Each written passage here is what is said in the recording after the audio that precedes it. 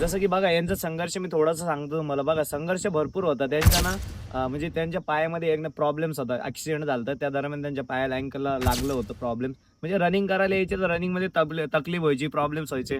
बस मी एकच म्हणायचो, योगेश ह्या भरतीत लागायचं आहे आपल्याला, जालना पोलीस व्हायचं. आणि जालना पोलीस आमच्याकडून थोडं राहिलं 3 मार्कानं. आम्ही आता SRP मध्ये जॉईन झालेलो आहे. नेक्स्टमध्ये राहिला विषय की यांचा संघर्ष भरपूर होता. भरपूर दिवसाची प्रॅक्टिस होती. एक 3-4 वर्षापासून करायचे. एका भरतीमध्ये डिस्क्वालिफाय झाले, तकलीफ, टेन्शन घ्यायचे. नंतर माझ्याकडे 1 वर्ष पहिले आले, आय थिंक पहिलेपासून पण होते, पण माझं थोडंसं बंद केलं पुरं. पण कसं आहे ना, मला असं एक वाटतंय की बघा, तुम्ही जर मनातून सगळ्या गोष्टी केल्या ना, तर तुमचं मिशन जे राहते का ते फते होणार म्हणजे होणार. ठीक आहे. ते मग काय पण असो, तुमचा जॉब असो, तुमची वर्दी असो, काय पण असो, होणार म्हणजे होणार. फक्त अंदरून पेटा लागते. ते पेटवलं ते तुमच्या पुढं उभं, जिथं जास्त मोटिवेशनल आहे तुमच्या पुढं. कारण त्यांचा संघर्ष मला माहिती, मी एकच म्हणलो होतं, योगेशराव या भरतीत लागायचं म्हणजे लागायचं, जालना पोलीस व्हायचं. पण जालना पोलीसचं नाही, आम्ही SRP मध्ये सिलेक्शन झालेलं आहे. येणाऱ्या भरतीमध्ये आम्ही जालना पोलीस पण खाणार.